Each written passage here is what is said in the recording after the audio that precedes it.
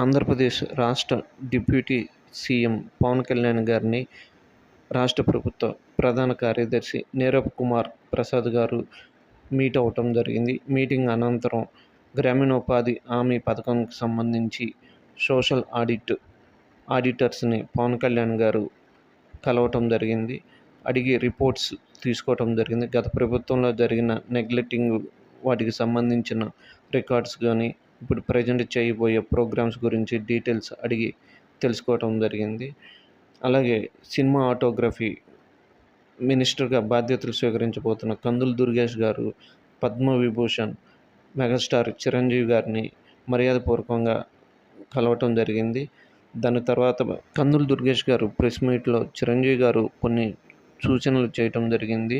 వాటిని ఇంప్లిమెంట్ చేయటం జరుగుతుందని చెప్పారు. For much more update, subscribe, like, share, comments.